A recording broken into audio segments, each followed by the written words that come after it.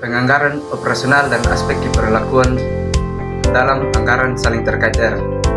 Penganggaran operasional yang mencakup berbagai anggaran seperti anggaran pendapatan, biaya, laba, tidak hanya tentang angka-angka, tetapi juga tentang bagaimana manusia berperilaku di dalam proses penyusunan dan pelaksanaan anggaran tersebut. Aspek keberlakuan dalam penganggaran mencakup perilaku manusia, yaitu muncul dalam proses penyusunan anggaran dan perilaku yang didorong ketika individu berusaha untuk hidup sesuai anggaran. Berikut adalah beberapa poin mengenai penganggaran operasional dan aspek keberlakuan. Penganggaran operasional yaitu anggaran operasional merupakan perencanaan keuangan yang spesifik untuk kegiatan operasional perusahaan, termasuk produksi, penjualan, pemasaran, dan administrasi. Dalam komponen utama, anggaran operasional mencakup anggaran pendapatan, biaya seperti bahan baku, biaya tenaga kerja langsung, biaya berit, biaya pemasaran, biaya administrasi dan umum, dan anggaran laba. Tujuannya untuk penganggaran operasional bertujuan untuk mengidentifikasi pendapatan dan biaya yang diharapkan, serta memprediksi laba yang akan dicapai dalam periode tertentu. Dan adapun aspek keberlakuan dan penganggaran, yaitu dalam perilaku manusia, aspek keberlakuan dan penganggaran mengacu pada bagaimana manusia berinteraksi dengan anggaran baik dalam proses penyusunan maupun pelaksanaan.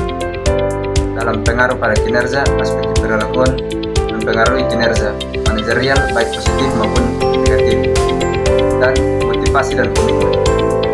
Penganggaran yang mempertimbangkan aspek keberlakuan dapat meningkatkan motivasi dan komitmen untuk karyawan karena mereka merasa dilibatkan dalam proses penyusunan anggaran. Menciptakan anggaran yang efektif membantu menciptakan anggaran yang lebih realistis dan dapat diterima oleh semua pihak yang terlibat. Contoh aspek keberlakuan dalam penganggaran yaitu perilaku penghematan. Karyawan mungkin merasa termotivasi untuk menghemat biaya jika mereka tahu bahwa penghemat tersebut akan berdampak pada peningkatan bonus atau kenaikan gaji mereka.